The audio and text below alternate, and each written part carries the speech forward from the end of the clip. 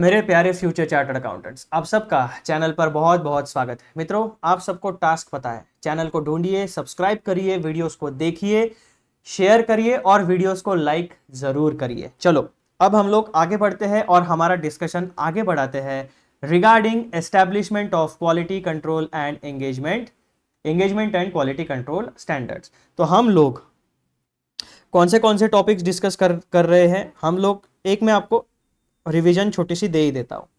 बहुत ही brief revision है, तो टेंशन मत लेना। तो हम लोगों ने डिस्कशन की सीरीज शुरू की है।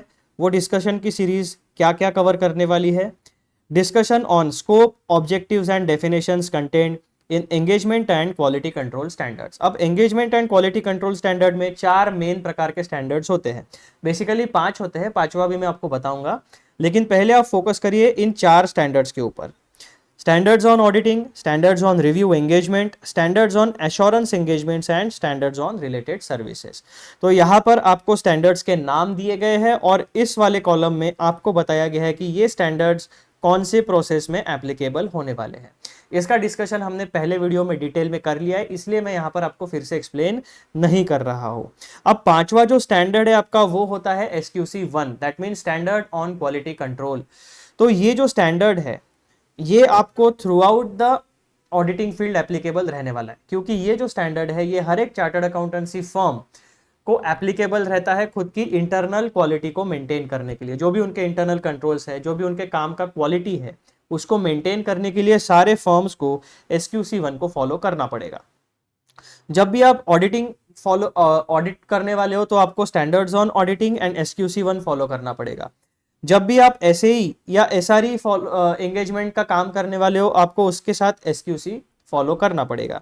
जब भी आप SAE एंगेजमेंट को कंडक्ट करोगे, SQC1 फॉलो करना पड़ेगा। जब भी आप SRS यानी रिलेटेड सर्विसेज का काम करोगे, आपको SQC1 फॉलो करना पड़ेगा। That means SQC1 have to be followed with all these 4 standards on auditing. ये बात आपके दिमाग में क्लियर हो गई। अब पिछले वीडियो में जो है हम लोगों ने ऐसे 200 का डिस्कशन यानी डिटेल डिस्कशन एकदम शुरू किया है। उस वीडियो में हम लोगों ने स्कोप ऑफ ऐसे 200 जो paragraph number 1 and paragraph number 2 में दिया गया है, उसको कंप्लीट डिटेल में डिस्कस कर लिया है। अब इस वीडियो का जो हमारा मुद्दा आने वाला है वो है discussion about overall objectives of the auditor, जो कि आपको पैराग्राफ नंबर 11 और पैराग्राफ नंबर 12 में बताए गए हैं in the bare text of the Institute of Chartered Accountants of India. मैं वापस जाके बेयर टेक्स्ट आपको अभी नहीं दिखाऊंगा क्योंकि उसमें थोड़ा टाइम चला जाएगा हमारा। आप जब अपने इंस्टीट्यूट का जो ओरिजिनल टेक्स्ट है स्टैंडर्ड्स ऑन ऑडिटिंग का, उसमें पैराग्राफ नंबर 11 और 12 देखोगे तो आपको ऐसे फॉर्मेटेड वर्जन में वो नहीं मिलेगा।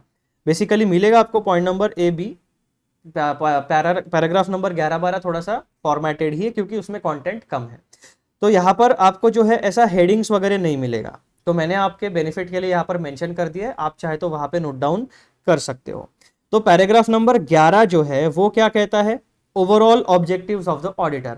पैराग्राफ नंबर 11 में क्लॉज A और क्लॉज B आपको ऑडिटर का ओवरऑल ऑब्जेक्टिव्स बताते हैं while conducting audit of financial statements.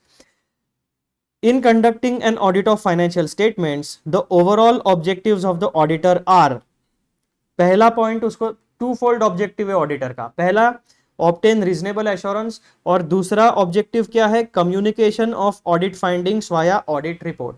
तो अपना काम करो, ऑडिट एविडेंस को गैदर करो and based on that audit evidence जो भी आपको ओपिनियन बनता है, based on your professional judgment, industry experience, आपको वो अपना ऑडिट ओपिनियन ऑडिट रिपोर्ट में कम्युनिकेट करना है। तो ओवरऑल ऑब्जेक्टिव जो है किसी भी ऑडिटर का वो टू फोल्ड होता है, obtain reasonable assurance and communication of audit findings via audit report. तो पॉइंट नंबर A जो है वो क्या कहता है? ऑब्टेन रीजनेबल एश्योरेंस मतलब क्या? To obtain reasonable assurance about whether the financial statements as a whole are free from material misstatement, whether due to fraud or error, thereby enabling the auditor to express an opinion on whether the financial statements are prepared in all material respects in accordance with an applicable financial reporting framework। अब इस पूरे लंबे statement को थोड़ा सा break करके पढ़ते हैं। पहला क्या है? To obtain reasonable assurance about, reasonable assurance आपको किस चीज के बारे में प्राप्त करना है? obtain reasonable assurance about whether the financial statements as a whole are free from material misstatement, whether due to fraud or error. ये हो गया आपका पहला portion. To obtain reasonable assurance about whether the financial statements as a whole are free from material misstatement, whether due to fraud or error. तो पहली जिम्मेदारी क्या हो गई ऑडिटर की कि भैया जब भी आप अपना ऑडिट का काम शुरू करते हो तो आपको क्या करना है, ऑडिट प्रोसीजर्स को इस तरीके से डिजाइन करना है कि आपको रीजनेबल एश्योरेंस मिल सके. रीजनेबल एश्योरेंस आपको क्यों चाहिए, ये डिसाइड करने के लिए कि जो भी आपके फाइनेंशियल स्टेटमेंट्स है वो फ्री फ्रॉम मटेरियल मिसस्टेटमेंट है क्या. अब मटेरियल मिसस्टेटमेंट जो है वो दो कारणों से हो सकता है, पहला फ्रॉड के वजह से एंड दूसरा एरर की वजह से. मटेरियल मिसस्टेटमेंट क्या होता है, मटेरियल मिसस्टेटमेंट का मतलब होता है कि आपका जो सेट ऑफ फाइनेंशियल स्टेटमेंट है उसमें गलतियां है या नहीं है. उसमें गलती दो कारणों से हो सकती है, आइदर फ्रॉड बाय मैनेजमेंट और एरर की वजह से गलती हो सकती है. ठीक है, उसके बाद अब ये जो मटेरियल मिसस्टेटमेंट है इसका मतलब क्या होता है. मटेरियल मिसस्टेटमेंट मतलब ऐसी गलती वेदर ड्यू टू फ्रॉड और एरर जिसकी वजह से जब हम फाइनेंशियल स्टेटमेंट्स पब्लिक को प्रेजेंट करते हैं, that means users of financial statements को देते हैं, अगर उसमें गलती है एंड बेस्ड ऑन उस गलत इंफॉर्मेशन, अगर उस गलती की वजह से यूजर ऑफ फाइनेंशियल स्टेटमेंट के इकोनॉमिक डिसीजन के ऊपर इंपैक्ट पड़ता है तो उस गलती को हम मटेरियल मिसस्टेटमेंट कहते हैं. अब वो गलती दो कारणों से हो सकती है, पहला फ्रॉड की वजह से या एरर की वजह से. तो सबसे पहला काम ऑडिटर को क्या करना है कि अपनी ऑडिट प्रोसीजर को इस तरीके से डिजाइन करिए कि आप रीजनेबल एश्योरेंस को गैदर कर पाओ. रीजनेबल एश्योरेंस आपको क्यों चाहिए, एक डिसीजन लेने के लिए. वो डिसीजन क्या है, about whether the financial statements as a whole are free from material misstatement whether due to fraud or error. अब यहाँ पे whole बोला गया है, ये whole यानी पूर्ण, मतलब क्या, a complete set of financial statements. यानी जब भी आप रीजनेबल एश्योरेंस गैदर करोगे तो आपको complete set of financial statements के बारे में ये ओपिनियन बनाना है कि whether the financial statements as a whole are free from material misstatements. यानी P&L account, balance sheet, schedules, notes to accounts and cash flow statements and the relevant जो भी notes to accounts में जो भी disclosures दिए रहेंगे वो सारी चीज़ें. यानी जब भी आप फाइनेंशियल स्टेटमेंट का ऑडिट करोगे, जो भी complete set of financial statement होगा उस ओवरऑल फाइनेंशियल स्टेटमेंट्स के ऊपर आपको अपना ओपिनियन बनाना है. ये हो गया फर्स्ट पार्ट. सेकंड पार्ट क्या कहता है, thereby enabling the auditor to express an opinion on whether the financial statements are prepared in material respects in accordance with an applicable financial reporting framework. तो पहले केस में आप reasonable assurance gather करोगे regarding entire set of financial statements कि भैया उसमें कोई गलती है या नहीं है.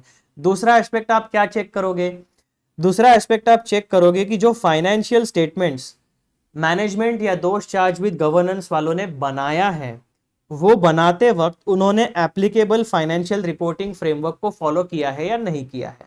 तो ओवरऑल फाइनेंशियल स्टेटमेंट्स के ऊपर जब भी आप रीजनेबल एश्योरेंस गैदर करोगे तो आपको दो चीजें देखनी है. सबसे पहले कोई मटेरियल मिसस्टेटमेंट है या नहीं है, वेदर ड्यू टू फ्रॉड और एरर, और ये पहली चीज हो गई. और दूसरी चीज आप क्या देखोगे कि जो भी फाइनेंशियल स्टेटमेंट्स बने हैं वो एप्लीकेबल फाइनेंशियल रिपोर्टिंग फ्रेमवर्क के हिसाब से बनाए हैं या नहीं बनाए हैं. ये दो बातें हमेशा ऑब्जेक्टिव ऑफ ऑडिटर का होगा. तो जो पैराग्राफ नंबर 11 है जिसमें क्लॉज ए है, ये रीजनेबल एश्योरेंस आपको दो एस्पेक्ट के लिए मांगना है. पहला, complete set of financial statements are free from material misstatement whether due to fraud and error. इसको वेरीफाई करने के लिए आपको रीजनेबल एश्योरेंस की जरूरत पड़ेगी. और दूसरा, जो भी फाइनेंशियल स्टेटमेंट्स बने हैं वो एप्लीकेबल फाइनेंशियल रिपोर्टिंग फ्रेमवर्क के हिसाब से बने हैं या नहीं बने. ये दो चीजें आपको चेक करनी है. अब पॉइंट नंबर बी, जो काम आपने यहां पर किया है ऑब्टेनिंग रीजनेबल एश्योरेंस का, दैट मींस अपने ओपिनियन को शेप अप करने का जो काम आपने किया है उस काम को आपको कम्युनिकेट करना पड़ेगा यूजर्स ऑफ फाइनेंशियल स्टेटमेंट्स को in the form of audit report. Users of financial statements को हम दो कैटेगरी में डिवाइड करते हैं, पहला इंटरनल यूजर्स, दूसरा एक्सटर्नल यूजर्स. इंटरनल यूजर्स में कौन कौन होता है, उसके ओनर्स होते हैं, मैनेजमेंट होती है एंड एम्प्लॉयज होते हैं। एक्सटर्नल यूजर्स में कौन कौन होता है? इन्वेस्टर्स होते हैं, क्रेडिटर्स होते हैं, फाइनेंसर्स होते हैं, कस्टमर्स होते हैं, गवर्नमेंट एजेंसीज होती है एंड सोसाइटी एट लार्ज। तो ये 6-9 प्रकार के लोग आपके generally users of financial statements होते हैं। तो जनरली ऑडिट रिपोर्ट जो है वो शेयर होल्डर्स को दी जाती है इन जनरल। तो एक ऑडिटर के ओवरऑल ऑब्जेक्टिव्स क्या है? तो सबसे पहले पूरे के पूरे सेट ऑफ फाइनेंशियल स्टेटमेंट के बारे में ये डिसीजन करो कि उसमें कोई material misstatement due to fraud और एरर है या नहीं है। उसके बाद ये डिसाइड करो कि जो फाइनेंशियल स्टेटमेंट्स बनाए गए हैं वो एप्लीकेबल फाइनेंशियल रिपोर्टिंग फ्रेमवर्क के हिसाब से बनाए गए हैं या नहीं बनाए गए हैं। और आपका जो भी ओवरऑल फाइंडिंग होगा, जिसके बेसिस पर आपने ओपिनियन बनाया है, उस ओपिनियन को कम्युनिकेट करो ऑडिट रिपोर्ट के through. To report on the financial statements and communicate as required by the standards on auditing in accordance with the auditor's findings। तो ये 2 पॉइंट्स मिला के overall objectives of the independent auditor हो जाते हैं। लेकिन कई बार ऐसा होता है कि कई सिचुएशंस में आप रीजनेबल एश्योरेंस को गैदर या ऑब्टेन नहीं कर सकते हो। आपको सफिशिएंट एप्रोप्रिएट ऑडिट एविडेंस अगर नहीं मिलेगा तो आप रीजनेबल एश्योरेंस को ऑब्टेन या अचीव नहीं कर पाओगे। तो ऐसे केसेस में क्या करना चाहिए? तो जो रिस्पॉन्स होगा ऑडिटर का, ऐसे केसेस जहां पर सफिशिएंट एप्रोप्रिएट ऑडिट एविडेंस या रीजनेबल एश्योरेंस जनरेट नहीं हो पाता है, ऐसे केसेस में ऑडिटर को क्या करना चाहिए? तो वो जो रिस्पॉन्स है वो आपको पैराग्राफ नंबर 2 में बताया गया है, सॉरी पैराग्राफ नंबर 12 में बताया गया है। वो क्या कहते हैं पैराग्राफ नंबर 12? अगर आप ये ऑब्जेक्टिव्स फुलफिल करने में असमर्थ हो, या स्पेसिफिकली पॉइंट नंबर ए की जो बात है ऑब्टेनिंग रीजनेबल एश्योरेंस, अगर ये ऑडिटर अचीव करने में प्रॉब्लम हो रहा है या अचीव नहीं कर पा रहा है, तो क्या करना चाहिए? तब ऑडिटर का रिस्पॉन्स कैसे होना चाहिए? तो ऐसे केस में पैराग्राफ नंबर 12 जो है वो आपको गाइडेंस प्रोवाइड करता है। Auditors response when reasonable assurance can not be obtained. ऐसे केसेस ऑडिट के जहां पर आप रीजनेबल एश्योरेंस जनरेट नहीं कर पा रहे हो, तो ऐसे केस में क्या करना चाहिए?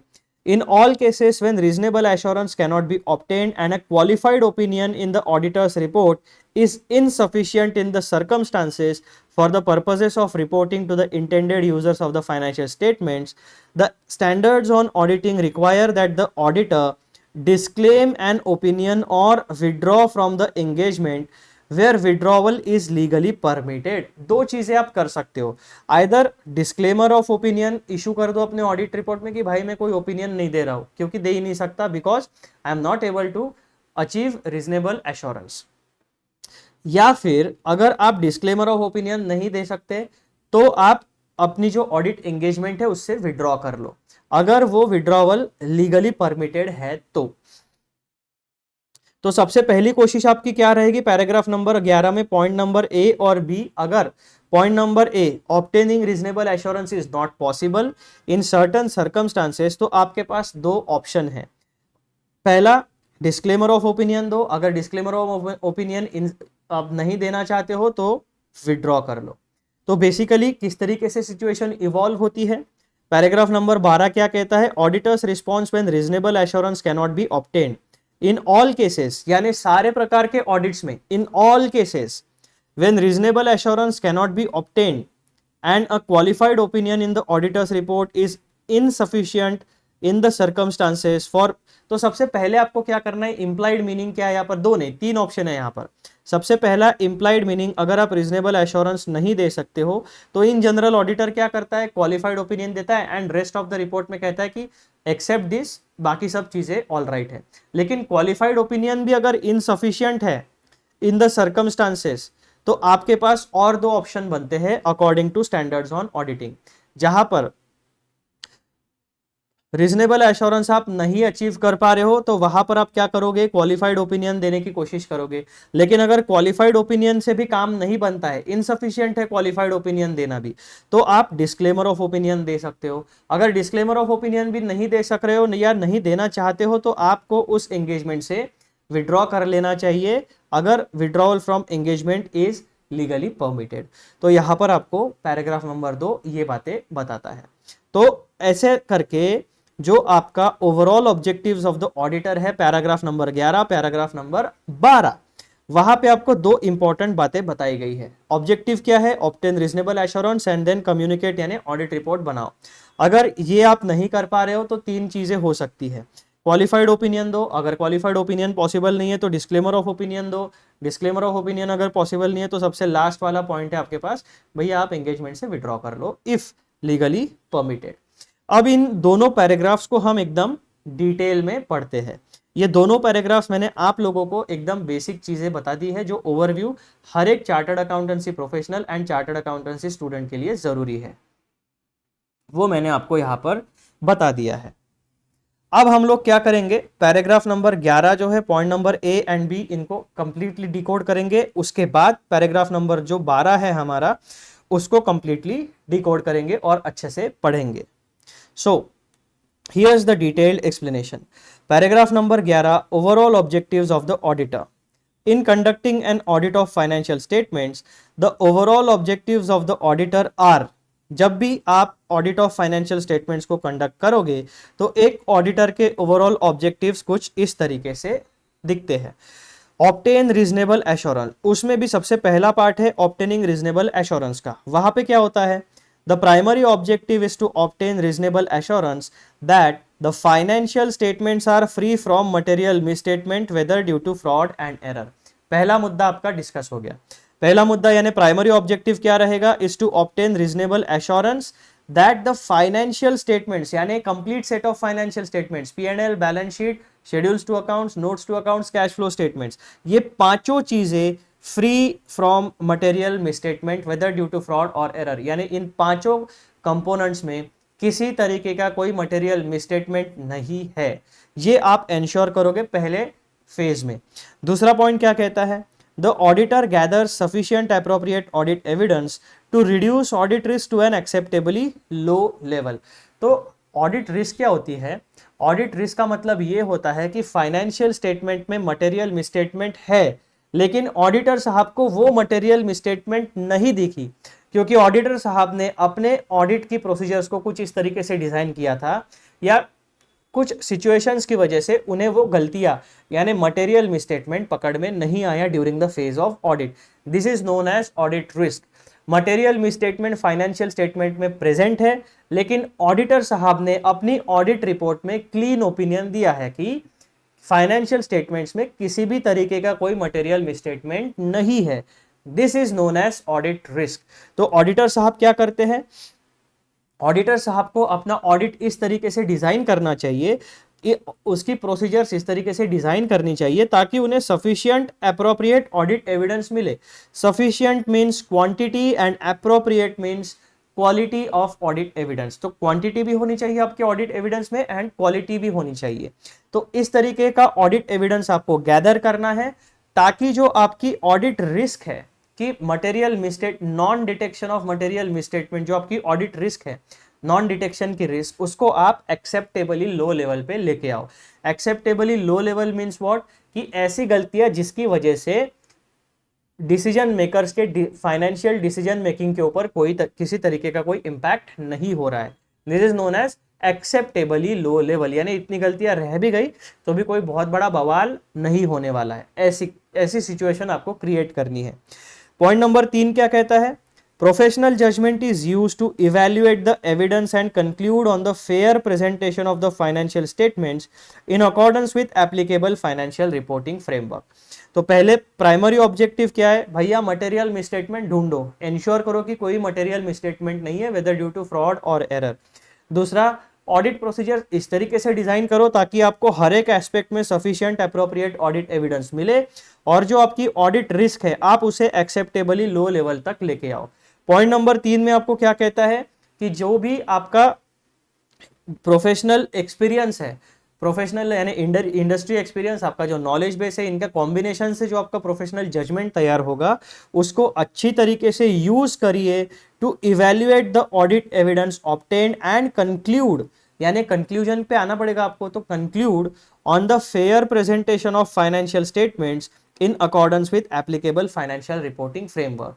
यानी आपको यह भी इंश्योर करना पड़ेगा कि management and those charged with governance, जिनके ऊपर फाइनेंशियल स्टेटमेंट्स को प्रिपेयर एंड प्रेजेंट करने की जिम्मेदारी होती है, उन्होंने बनाए हुए financial statements applicable financial reporting framework के साथ कंप्लाई करते हैं या नहीं करते हैं। तो रीजनेबल एश्योरेंस ऑब्टेन करने के लिए आपको ये 3 टास्क हमेशा परफॉर्म करने पड़ेंगे। फिर पॉइंट नंबर 2 क्या कहता है एक्सप्रेसिंग एन ओपिनियन में, obtaining reasonable assurance enables the auditor to express an opinion on whether the financial statements comply with applicable financial reporting framework, generally accepted accounting principles, and applicable laws, rules, regulations in all material respects. The auditor's opinion provides assurance to stakeholders about the reliability and accuracy of financial information. तो जब आप opinion बनाओगे तो आपको किन चीज का ध्यान रखना है, जो भी आप रीजनेबल एश्योरेंस ऑब्टेन करते हो उसकी वजह से ऑडिटर की क्या मदद होती है, ऑडिटर की ये मदद होती है कि उसे पता चलता है कि जो फाइनेंशियल स्टेटमेंट्स है वो किन के साथ कंप्लाई करते हैं या नहीं करते। तो फाइनेंशियल स्टेटमेंट्स हमेशा एप्लीकेबल फाइनेंशियल रिपोर्टिंग फ्रेमवर्क के साथ कंप्लाई करने चाहिए, जनरली एक्सेप्टेड अकाउंटिंग प्रिंसिपल्स को फॉलो करना चाहिए, और जो भी उस एंटिटी को applicable laws, rules and regulations है उनको ढंग से उसने कंप्लाई करना चाहिए। तो ये होता है आपका एक्सप्रेसिंग एन ओपिनियन। यानी स्कोप ऑफ ओपिनियन में आपको क्या क्या देखना पड़ेगा, जब आप ऑडिट रिपोर्ट में अपना ओपिनियन एक्सप्रेस करोगे तो आपको बताना पड़ेगा कि applicable financial reporting framework follow हुआ है या नहीं हुआ है, जनरली एक्सेप्टेड अकाउंटिंग प्रिंसिपल्स को फॉलो किया है, applicable laws, rules and regulations को सारे मटेरियल रिस्पेक्ट्स में फॉलो किया है एंड कंप्लाई किया है। आपको ओपिनियन जो है वो इन पॉइंट्स को रिफ्लेक्ट करना चाहिए। उसके बाद पॉइंट नंबर 2 क्या कहता है, the auditor's opinion provides assurance to stakeholders about the reliability and accuracy of financial information. तो ऑडिटर साहब को एक बात हमेशा ध्यान में रखनी चाहिए कि जो यूजर्स ऑफ फाइनेंशियल स्टेटमेंट्स होते हैं, that means internal users and external users, वो फाइनेंशियल स्टेटमेंट्स के बेसिस के ऊपर अपने इकोनॉमिक डिसीजंस को फाइनलाइज करते हैं। तो ऑडिटर साहब को हायर किस लिए किया गया है, क्योंकि एक सिचुएशन होती है कि जो मैनेजमेंट है और जो ओनर्स है, या that means management and users of financial statements, उनमें एक ट्रस्ट डेफिसिट होता है। यानी यूजर्स ऑफ फाइनेंशियल स्टेटमेंट्स को हमेशा ये डाउट रहता है कि मैनेजमेंट या दोस्त चार्ज विद गवर्नेंस या ओनर्स, इन्होंने फाइनेंशियल स्टेटमेंट सही तरीके से बनाए हैं या नहीं बनाए, या ऐसे फाइनेंशियल स्टेटमेंट्स ही बनाए हैं कि वो हमेशा ओनर्स या मैनेजर्स या दोस्त चार्ज विद गवर्नेंस को ही फेवर करे, जनरल जो यूजर्स होते हैं उनको फेवर ना करे, उनको गलत इंफॉर्मेशन दे। ये एक प्रकार का ट्रस्ट डेफिसिट होता है। इस ट्रस्ट डेफिसिट को ओवरकम करने के लिए हमने एक प्रोफेशन को डेवलप किया जो है चार्टर्ड अकाउंटेंसी प्रोफेशन, जिसमें एक स्पेसिफिक फील्ड है जो है ऑडिटिंग का फील्ड।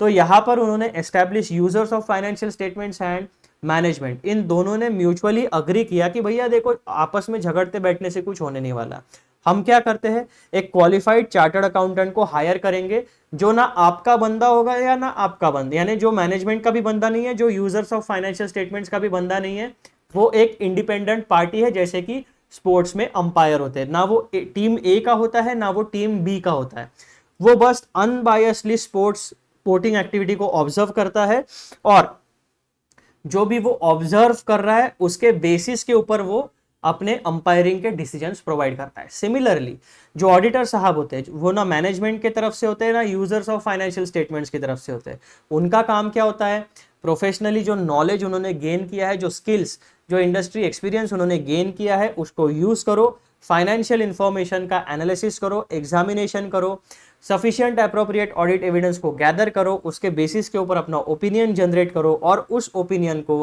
अंडरस्टैंडेबल लैंग्वेज में ऑडिट रिपोर्ट में साझा करो। ये काम होता है एक इंडिपेंडेंट ऑडिटर का। तो ये जब आप एक्सप्रेस करते हो ओपिनियन, तो आपको अपने ओपिनियन में यूजर्स ऑफ फाइनेंशियल स्टेटमेंट्स को एश्योरेंस देना पड़ता है कि आप जो फाइनेंशियल स्टेटमेंट्स मैनेजमेंट ने बनाए हैं वो सारे फाइनेंशियल रिपोर्टिंग फ्रेमवर्क को फॉलो करते हैं, वो सारे जनरली एक्सेप्टेड अकाउंटिंग प्रिंसिपल्स जो एंटिटी को एप्लीकेबल है उसको फॉलो करते हैं, वो applicable laws and rules and regulations को फॉलो करते हुए बनाए गए। अब जब आप इस सारे चीजों को उसमें इंक्लूड करोगे तब यूजर्स ऑफ फाइनेंशियल स्टेटमेंट्स में एक कॉन्फिडेंस जनरेट होगा कि हाँ, कि जो फाइनेंशियल स्टेटमेंट है वो हमें रिलायबल एंड एक्यूरेट इंफॉर्मेशन दे रहे हैं। तो बहुत ही इंपॉर्टेंट काम होता है एक ऑडिटर का, और इसीलिए पैराग्राफ नंबर 11 जो है वो हमें स्पेसिफिकली ऑब्जेक्टिव्स ऑफ ऑडिटर को बहुत ही इंपॉर्टेंट तरीके से समझाने की कोशिश करता है कि आपके ओपिनियन का इंपैक्ट क्या होने वाला है। उसके बाद जो सेकंड ओपिनियन हमारा आता है पॉइंट नंबर बी में, वो क्या कहता है, communication of audit findings via audit report. तो जो काम आपने किया है उसको कम्युनिकेट करो via audit report in compliance with standards on auditing. Communicating audit findings. The auditor is required to report on financial statements and communicate the audit findings as per the standards on auditing. Basic point. Point number 2. The auditor's report is the primary means of communicating the audit results to the users of financial statements. तो जो communication होगा, auditor जो है वो verbally communicate नहीं करेगा, किसी को ऐसा सामने बिठा के ऑडिट रिपोर्ट नहीं बताते, क्योंकि कितने यूजर्स ऑफ फाइनेंशियल स्टेटमेंट्स होंगे, हर एक व्यक्ति को अपना प्रोफेशनल टाइम देके थोड़ी समझा सकते हैं। तो हम क्या करेंगे, एक यूनिफॉर्म फॉर्मेट रहेगा ऑडिट रिपोर्ट का, उस फॉर्मेट में हम अपना complete report point by point बिल्कुल डिटेल एक्सप्लेनेशन देते चले जाएंगे। तो ऑडिट रिपोर्ट का जो प्राइमरी ऑब्जेक्टिव होता है वो होता है communicating audit results to the users of financial statements. Point number 3, the report includes the auditor's opinion on whether the financial statements give a true and fair view and are free from material misstatement। यानी opinion आपका क्या reflect करेगा, whether the financial statements give a true and fair view and are free from material misstatement। तो ये चीजें आपका financial audit opinion reflect करना चाहिए। उसके बाद it also communicates any significant matters that arose during the audit and the auditor's conclusions regarding them। अब ऐसा जरूरी तो नहीं है कि जब आपने ऑडिट प्लानिंग किया सब ऑडिट प्लानिंग के हिसाब से ही हो। जो सिचुएशंस होती है बिजनेसेस में या डेली लाइफ में वो हमेशा अनसर्टन होती है, इवॉल्व होते रहती है। तो जिस दिन आपने ऑडिट का प्लानिंग किया और जिस दिन आपने ऑडिट का काम शुरू किया, उस दिन से लेकर 10 दिन, 15 दिन या 30 दिन, जब तक आपका ऑडिट चलेगा, सिचुएशंस इवॉल्व होते रहेगी। कुछ ऐसी इंफॉर्मेशन है जो ऑडिटर ने प्लानिंग करते वक्त कंसीडर नहीं की थी, वो इंफॉर्मेशन हो सकता है कि ड्यूरिंग द चेकिंग या एनालाइजिंग फेज आपके सामने आए और आपको लगे कि अरे बाप रे, ये तो रिलेटेड पार्टी ट्रांजैक्शन है, ये तो हाई रिस्क एरिया है, इसमें गड़बड़ दिख रही है। तो आपको क्या करना पड़ेगा, जब आपको कुछ ऐसा इंपॉर्टेंट इंडिकेटर मिलता है तो वहां पर उस सर्टन पॉइंट पे आपको अपना ऑडिट प्रोसीजर को इवॉल्व, ऑडिट प्रोग्राम को इवॉल्व करना पड़ेगा, और उस हिसाब से यानी सिचुएशन के हिसाब से आपको अपना ऑडिट का जो प्रोसीजर है उसको अडेप्ट करना पड़ेगा। It also communicate any significant matters arose during the audit and the auditor's conclusion regarding them। अब सिग्निफिकेंट मैटर जो है वो ऑडिट की प्रोसेस से रिलेटेड भी हो सकते हैं या एंटिटी के बिजनेस से रिलेटेड भी हो सकते हैं। तो जिन भी सिग्निफिकेंट मैटर्स का इम्पैक्ट एंटिटी के या ऑर्गेनाइजेशन के फाइनेंशियल स्टेटमेंट्स पे पड़ता है या फाइनेंशियल पोजीशन पे पड़ता है, उसे कहा जाता है सिग्निफिकेंट मैटर। तो ऐसी चीजें अगर ऑडिटर को दिखती है और इन हिज प्रोफेशनल जजमेंट अगर ऑडिटर को लगता है कि ये इवेंट या सिग्निफिकेंट हैपनिंग ऑडिट रिपोर्ट में रिफ्लेक्ट होनी चाहिए, तो वो इंक्लूड करेगा, अदरवाइज उसको छोड़ देगा। फिर पॉइंट नंबर 2 क्या कहता है, enhancing credibility and usefulness. By fulfilling these objectives the auditor provides an independent assessment of financial statements. This enhances the credibility and usefulness of financial information for decision making by stakeholders such as investors, creditors and regulators। तो audit opinion की वजह से होता क्या है, bye fulfilling these objectives, यानी paragraph 11 में point number ए और पॉइंट नंबर 2 में जो ऑब्जेक्टिव्स बताए गए हैं उनको फुलफिल करने से क्या होगा, auditor provides an independent assessment of financial statements. अब इंडिपेंडेंट असेसमेंट से क्या होता है, this enhances the credibility and usefulness of the financial information for decision making by stakeholders such as investors, creditors and regulators. तो जब बिना umpire के खेल होता है तो वहां पर चीटिंग हो सकती है, लेकिन जब दो टीम है और एक अनबायस्ड अंपायर है जिसका दोनों टीम में कोई फाइनेंशियल इंटरेस्ट नहीं है, तो ऐसे केसेस में वो एक इंडिपेंडेंट पर्सन होता है और वो जो डिसीजन देगा वो अनबायस्ड रहेगा, बेस्ड ऑन हिज ऑब्जर्वेशन रहेगा, और वो डिसीजन दोनों टीम्स को मानना पड़ेगा। तो वैसी ही सिचुएशन हमारे ऑडिट की फील्ड में भी होती है। एक तरफ होती है ऑर्गेनाइजेशन जो फाइनेंशियल ट्रांजैक्शंस को कंडक्ट कर रही है, दूसरे तरफ होते हैं users of financial general purpose financial statements, जो एंटिटी के यानी ऑर्गेनाइजेशन के फाइनेंशियल स्टेटमेंट्स के बेसिस के ऊपर अपने डिसीजन इकोनॉमिक डिसीजंस को फाइनलाइज करते हैं। तो ऐसे केसेस में एक स्टेबिलिटी देने के लिए, एक क्रेडिबिलिटी देने के लिए एक तीसरे पार्टी की जरूरत होती है, जो ना मैनेजमेंट की तरफ से यानी ऑर्गेनाइजेशन की तरफ से होगा और ना ही यूजर्स ऑफ फाइनेंशियल स्टेटमेंट्स की तरफ से होगा। वो एक इंडिपेंडेंट पर्सन होगा जो एक क्वालिफाइड चार्टर्ड अकाउंटेंट है, जिसके पास साइन करने की अथॉरिटी है। इस तरीके से पूरे ऑडिट का ऑब्जेक्टिव आपके दिमाग में फिक्स हो जाना चाहिए। अब हम लोग ने अभी तक जो डिटेल में डिस्कस किया वो सारी चीजें थी regarding objectives of the auditor. ठीक है, पॉइंट नंबर ए जो है हमारा ऑब्टेनिंग रीजनेबल एश्योरेंस, उसके बाद में कम्युनिकेशन ऑफ ऑडिट फाइंडिंग्स, इन दोनों को हमने डिटेल में डिस्कस कर लिया। अब हमारा जो पैराग्राफ नंबर 12 है, जिसमें कहा जाता है कि ऐसी सिचुएशंस जहां पर आप रीजनेबल एश्योरेंस को ऑब्टेन नहीं कर पा रहे हो, तो ऐसे केसेस में ऑडिटर का रिस्पॉन्स क्या होना चाहिए उसके बारे में गाइडेंस देता है। Auditors response when reasonable assurance can not be obtained. Point number 1 क्या कहता है? Inability to obtain reasonable assurance, यानी ऑडिटर अनेबल है टू ऑब्टेन रीजनेबल एश्योरेंस। सबसे पहले डेफिनेशन समझ लो रीजनेबल एश्योरेंस की। Reasonable assurance refers to high level of confidence that the financial statements are free from material misstatement.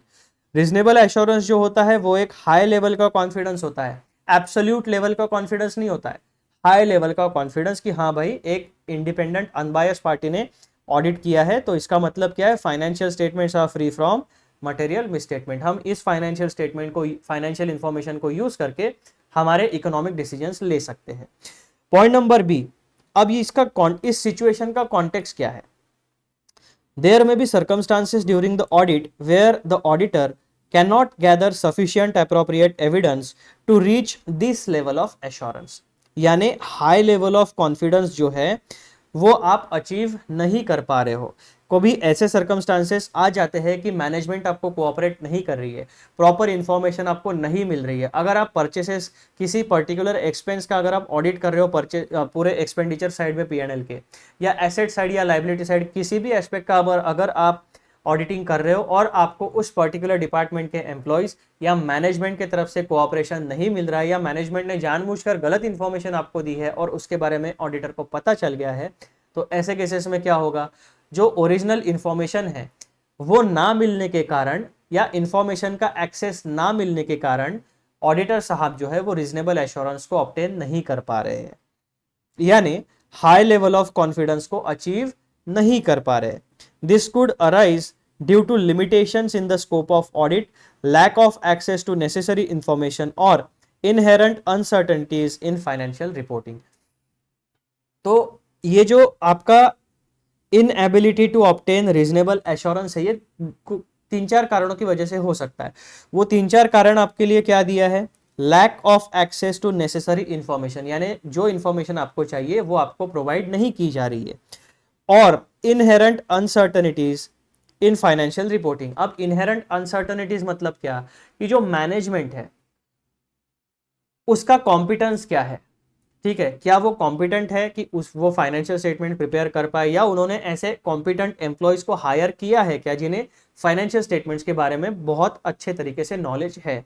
और तीसरा situation क्या होता है? Limitations in the scope of audit, यानी इन जनरल जो ऑडिट का डेफिनेशन हमने सीए इंटरमीडिएट के लेवल पे पढ़ा था, independent examination of financial information of any entity whether profit oriented or not when such an examination is conducted to express an opinion thereon। अगर आपके audit पे स्कोप ऑफ ऑडिट जो decide हुआ है, जो ऑडिट एंगेजमेंट आपने decide किया, appointment letter decide किया, उसमें स्कोप ऑफ ऑडिट होता है। अगर उस स्कोप ऑफ ऑडिट में लिमिटेशन लगाने की मैनेजमेंट कोशिश करे कि नहीं नहीं नहीं, आप ये इस पर P&L स्टेटमेंट में एक पर्टिकुलर एक्सपेंस है जो है एडवर्टीजमेंट एक्सपेंसेस, आप उसके बारे में हम आपको इन्फॉर्मेशन नहीं देंगे, वो आप अपने ऑडिट के इससे बाहर रखो, या कोई पर्टिकुलर एक्सपेंसेस या कोई पर्टिकुलर एसेट, अगर मैनेजमेंट कहता है कि आप सब चीज़ों को ऑडिट करो, बस एसेट में ये जो पर्टिकुलर चीज़ है इनको छोड़ देना, तो क्या हो गया? Limitation on scope of audit, या इंफॉर्मेशन आपको प्रोवाइड नहीं की गई। तो ये हो गया आपके इस इनएबिलिटी का कॉन्टेक्स्ट। फिर पॉइंट नंबर 2 क्या कहता है, इनसफिशियंसी ऑफ क्वालिफाइड ओपिनियन, यानी पैराग्राफ नंबर 2 में पैराग्राफ नंबर 12 में हमें पहला रिस्पॉन्स क्या बताया गया था, अगर आप रीजनेबल एश्योरेंस नहीं गैदर कर पा रहे हो किसी specific area of financial statement के बारे में, तो आप अपना क्वालिफाइड ओपिनियन दो। लेकिन अगर क्वालिफाइड ओपिनियन भी सफिशिएंट नहीं है तो ऐसे केस में आप क्या करोगे, insufficiency of qualified opinion. A qualified opinion is issued when the auditor concludes that except for certain issues, the financial statements present a true and fair view। यानी ओवरऑल फाइनेंशियल स्टेटमेंट्स में एक particular area में थोड़ी बहुत गड़बड़ी है, उस portion को मैं क्वालिफाइड, उस पोर्शन के ऊपर मैं अपना ओपिनियन क्वालिफाई करता हूं, यानी क्लीन ओपिनियन नहीं दे रहा हूं, लेकिन बाकी जो फाइनेंशियल स्टेटमेंट्स है उस पर मैं क्लीन ओपिनियन दे रहा हूं। This is the broad context of qualified opinion. अब कॉन्टेक्स्ट क्या हो गया, in some situations simply issuing a qualified opinion may not adequately inform the intended users of the financial statements about the severity of the issues encountered। अब ऐसा हो सकता है कि बहुत सीवियर फ्लॉ हो या फ्रॉड के चांसेस हो, तो ऐसे केसेस में क्या होगा कि जो आपका क्वालिफाइड ओपिनियन है वो आपके ऑडिट रिपोर्ट में इंटेंडेड यूजर्स को एक प्रॉपर कॉन्टेक्स्ट या जो कम्युनिकेट करना है वो कम्युनिकेट नहीं कर पाएगा, वो सीरियसनेस उनको बता नहीं पाएगा। तो ऐसी सिचुएशंस को कहा जाता है इनसफिशिएंसी ऑफ क्वालिफाइड ओपिनियन। तो जहां पर भी आपका क्वालिफाइड ओपिनियन सफिशिएंट नहीं है वहां पे क्या करोगे आप, if the circumstances are such that a qualified opinion does not sufficiently convey the auditor's concern, further action is required। अब क्वालिफाइड ओपिनियन देने के बाद भी काम नहीं बन रहा है, प्रॉपरली कम्युनिकेट चीजें नहीं हो पा रही है, तो फर्दर एक्शन क्या होगी, तो उसके नेक्स्ट आप दे सकते हो डिस्क्लेमर ऑफ ओपिनियन। अब ये डिस्क्लेमर ऑफ ओपिनियन का मतलब क्या होता है, a disclaimer of opinion is an auditors statement indicating that the auditor is unable to form an opinion on the financial statements of an entity। यानी auditor ये communicate करता है कि भैया जितना भी हमने काम किया तो हमें जो काम आइदर हमारा स्कोप ऑफ ऑडिट जो है उसके ऊपर लिमिटेशंस लगाए गए बाय मैनेजमेंट, या मैनेजमेंट ने हमें इंफॉर्मेशन का एक्सेस नहीं दिया, या मैनेजमेंट ने हमें जानबूझकर डिले टैक्टिक्स यूज की या हमारे काम में हर्डल्स डालने की कोशिश की। इसकी वजह से क्या हुआ कि हमारा जो ऑब्जेक्टिव बताया गया है स्टैंडर्ड ऐसे 200 में ऑब्टेनिंग रीजनेबल एश्योरेंस, वो रीजनेबल एश्योरेंस हम गैदर नहीं कर पाए। और ये जो मैटर है ये सीरियस है, तो सीरियस मैटर की वजह से हम क्वालिफाइड ओपिनियन भी नहीं दे पा रहे। तो हम क्या करेंगे, ऑडिटर साहब ने हाथ खड़े कर दिए कि भाई मैं ऐसे तरीके के फाइनेंशियल स्टेटमेंट्स के ऊपर ओपिनियन नहीं दे सकता। तो इसे कहा जाता है disclaimer of opinion। This situation arises due to significant uncertainties or limitations in the scope of audit which prevent the auditor from obtaining sufficient appropriate audit evidence। तो ये जो disclaimer of opinion वाली situation है वो uncertainties की वजह से या limitations in the scope of audit की वजह से निर्माण हो सकती है, और इन situations की वजह से ऑडिटर साहब जो है वो sufficient appropriate audit evidence gather नहीं कर पाएंगे, और sufficient appropriate audit evidence gather ना करने के वजह से रीजनेबल एश्योरेंस वो ऑब्टेन नहीं कर पाएंगे। लेकिन पॉइंट नंबर 3 क्या कहता है, as a result the auditor cannot provide assurance regarding the accuracy or reliability of the financial statements, leading to a report that explicitly states that the auditor's inability to express an opinion on the financial statements being audited। तो ये पूरा situation जो है वो auditor समझाएगा कि disclaimer of opinion मैं क्यों दे रहा हूँ, क्योंकि ऐसी ऐसी सिचुएशंस ऑडिट के दौरान आई, इस वजह से हमें इंफॉर्मेशन का एक्सेस नहीं मिला, या हमारे स्कोप ऑफ ऑडिट के ऊपर लिमिटेशंस लगाए गए, या हमारे ऊपर या हमारे साथ और कोई मिसकंडक्ट हुआ। तो इस वजह से हम क्या कर रहे हैं, रीजनेबल एश्योरेंस इस पूरे के पूरे फाइनेंशियल स्टेटमेंट्स के लिए हम ऑब्टेन नहीं कर पाए। और हमारे पास सबसे पहला ऑप्शन था क्वालिफाइड ओपिनियन का, लेकिन क्वालिफाइड ओपिनियन हम इस केस में नहीं दे पा रहे। क्यों? क्योंकि मैटर सीरियस है। जहां पर नॉन सीरियस मैटर्स होते हैं वहां पर क्वालिफाइड ओपिनियन चल जाता है, लेकिन मैटर सीरियस होने के कारण हमने क्या किया है भैया, डिस्क्लेमर ऑफ ओपिनियन हम दे रहे हैं। ये हो गया आपका meaning of this situation. Next, The context for issuing a disclaimer of opinion typically involves several scenarios.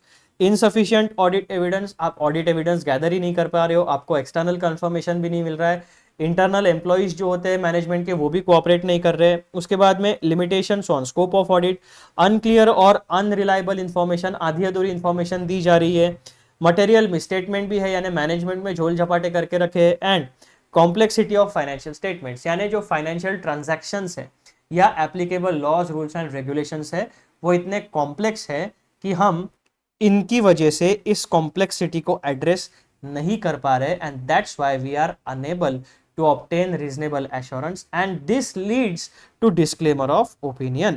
तो ये हो गया आपका मीनिंग एंड ये हो गया आपका context for issuing disclaimer of opinion. फिर जहां पर आप डिस्क्लेमर ऑफ ओपिनियन भी नहीं दे पा रहे हो, ऐसे केस में क्या होगा, यहां पे तो आपने अगर डिस्क्लेमर ऑफ ओपिनियन दे रहे हो तो ठीक है चल जाता है, लेकिन डिस्क्लेमर ऑफ ओपिनियन देने से भी अगर काम नहीं हो रहा है, मैटर बहुत ही ज्यादा सीरियस है, तो फिर आपके पास एक और ऑप्शन अवेलेबल है, वो है विड्रॉवल फ्रॉम एंगेजमेंट यानी रिजाइन कर दो आप उस एंगेजमेंट से। ये सबसे ड्रास्टिक एक्शन होता है किसी भी ऑडिटर का।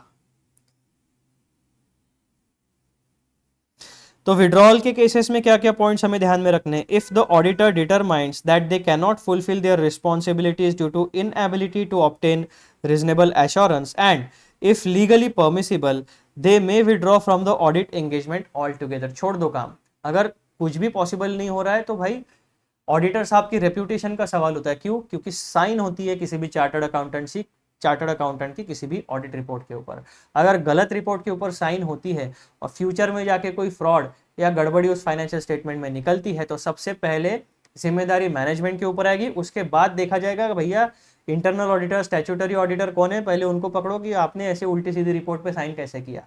तो प्रोफेशनल रिस्पॉन्सिबिलिटी भी होती है और आपके प्रोफेशनल करियर को भी प्रॉब्लम हो सकता है। तो बहुत ही जहां पे सीरियस मैटर है विड्रॉवल कर लेना चाहिए if legally permissible. This decision underscores the seriousness of the situation and protects the auditor from potential liability. तो जो हमने बोला ना कि प्रोफेशनल पेनल्टी लग सकती है, आपके ऊपर बैन लग सकता है प्रैक्टिस करने के लिए, या और कोई प्रॉब्लम्स आपके साथ ना हो, तो इससे अच्छा भाई विड्रॉवल कर लो। Auditors must ensure that their withdrawal complies with applicable laws, regulations and professional standards. तो ओवरऑल पैराग्राफ नंबर 11 हमें ऑब्जेक्टिव्स के बारे में बताता है। दो प्रकार के ऑब्जेक्टिव्स होते हैं, ऑब्टेन रीजनेबल एश्योरेंस एंड उसको कम्युनिकेट करो जो भी आपके ऑडिट के फाइंडिंग्स है, एंड बेस्ड ऑन दैट आपका जो ओपिनियन है उसको कम्युनिकेट करो। पैराग्राफ नंबर 12 क्या कहता है कि अगर आप पैराग्राफ नंबर 11A में बताया गया रीजनेबल एश्योरेंस को ऑब्टेन नहीं कर पा रहे हो तो ऐसे केसेस में आपको किस तरीके का ओपिनियन ऑडिट रिपोर्ट में देना चाहिए। तो यहां पर आपके सामने तीन प्रकार की सिचुएशंस आती है। पहली सिचुएशन आपकी आती है क्वालिफाइड ओपिनियन आप दे सकते हो। दूसरी सिचुएशन आपके पास आती है क्वालिफाइड ओपिनियन से अगर काम नहीं हो रहा है तो डिस्क्लेमर ऑफ ओपिनियन दे दो, और डिस्क्लेमर ऑफ ओपिनियन भी नहीं दे पा रहे हो, सीरियस है बहुत ही सिचुएशन, तो आप उस एंगेजमेंट से विड्रॉ कर लो। तो इस प्रकार से आपको पैराग्राफ नंबर 11 ऑब्जेक्टिव्स बताता है। ऑब्जेक्टिव्स फुलफिल ना कर पाने के ऊपर ऑडिटर का रिस्पांस क्या होना चाहिए उसके बारे में गाइडेंस आपको पैराग्राफ नंबर 12 में दिया जाता है। अब इस पूरे ओवरऑल डिस्कशन का एक छोटा सा कंक्लूजन है। वो कंक्लूजन क्या कहता है? When reasonable assurance cannot be obtained, the auditor faces critical decisions regarding their reporting and engagement. अगर reasonable assurance आप ऑब्टेन नहीं कर पा रहे हो तो कुछ क्रिटिकल डिसीजंस ऑडिटर को लेने पड़ेंगे। वो क्या होते हैं? The inability to provide a qualified opinion necessitates either disclaiming an opinion or withdrawing from the audit depending on legal considerations. तो यहां पर इनएबिलिटी अगर है, आप रीजनेबल एश्योरेंस गैदर नहीं कर पा रहे हो तो क्रिटिकल डिसीजन आप क्या लोगे? आइदर क्वालिफाइड डिसीजन का कोई पॉसिबिलिटी है क्या वो देखोगे, फिर अगर क्वालिफाइड ओपिनियन से काम नहीं चलेगा तो आप देखोगे कि भाई डिस्क्लेमर ऑफ ओपिनियन से काम चलने वाला है क्या। अगर डिस्क्लेमर ऑफ ओपिनियन से भी काम नहीं चला तो फाइनली आपको उस एंगेजमेंट से विड्रॉ कर लेना चाहिए। लीगल कोर्स जो बताता है उस तरीके से वो ऑडिट का काम छोड़ देना चाहिए। Point number 3, these actions highlights the auditor's commitment to maintaining the integrity of the audit process and ensuring that the users of financial statements are adequately informed of any significant limitations or uncertainties. तो मित्रों ये है पूरा का पूरा conclusion. इस पूरे discussion का। तो आई होप कि आपको ऑब्जेक्टिव्स यानी overall objectives of the independent auditor which are mentioned in paragraph number 11 and 12 बहुत अच्छे तरीके से समझ में आ गए हैं। And this portion overall objectives of the independent auditor is specifically very important for CA intermediate students. CA final में भी इंपॉर्टेंट है, लेकिन उतना ज्यादा चिंता करने की जरूरत नहीं है। लेकिन सीए इंटरमीडिएट में आपको इसके ऊपर डायरेक्ट क्वेश्चन आ सकता है। तो इस वजह से हमने क्या किया ना, तो जो पर्पस है मेरा वो क्या था कि जो बेयर ओरिजिनल टेक्स्ट है, जो पूरी की पूरी कंप्लीट स्टोरी है, वो स्टोरी हमें समझनी चाहिए। और वो स्टोरी हमें केवल समझ सकती है बेयर टेक्स्ट को यानी ओरिजिनल टेक्स्ट को पढ़ने से। तो इसीलिए हमने ये डिसाइड किया कि भैया पूरी कहानी बताएंगे, क्योंकि क्या होता है इंटरमीडिएट का स्टडी मटेरियल में एक थोड़ा सा पोर्शन है, यानी पूरे पैराग्राफ ये वाला तो पूरा कवर्ड है, लेकिन क्या होता है कि वो पूरा सिनेरियो कवर नहीं करते। एक पैराग्राफ इधर से उठा लिया, दूसरा पैराग्राफ इधर से उठा लिया, उसको कंबाइन करके डेटा बना लिया। तो स्टडी मटेरियल आपके एग्जाम के लिए इंपॉर्टेंट है, लेकिन प्रोफेशनल लाइफ के लिए आपको ओरिजिनल टेक्स्ट समझना बहुत इंपॉर्टेंट है। सो मेरे प्यारे future chartered accountants, this was the discussion regarding overall objectives of the auditor which is contained in paragraph number 11 और 12। और मुझे पूरा ऐसा लगता है कि आपको समझ में आ जाएगा, है ना। तो अभी हम लोग क्या करते हैं, अगले वीडियो में मिलेंगे। अगले वीडियो में हम लोग डिस्कस करने वाले हैं कौन सा स्टैंडर्ड है हमारा नेक्स्ट। हमारा नेक्स्ट स्टैंडर्ड है ऐसे 200 की ही सीरीज में ऐसे 210। हमने क्या डिसाइड किया था, 3 एस्पेक्ट्स डिस्कस करेंगे, scope of SAs, objectives of SA and definitions content in SA. तो इन 3 चीजों को हम 2 सेगमेंट्स में कवर करने वाले हैं। पहला segment scope and objectives, complete scope and objectives को पहले डिस्कस करेंगे, उसके बाद में डेफिनेशन धड़ाधड़ शुरू करेंगे। फिर ऐसे 200 से लेकर जितने भी स्टैंडर्ड्स हैं उन सारे स्टैंडर्ड्स के हम डेफिनेशंस को 1 बाय 1 कवर करेंगे। दैट मीन्स 2 सेगमेंट्स में आपको वीडियोस आएंगे। पहला सेगमेंट में हम कंप्लीटली कवर करेंगे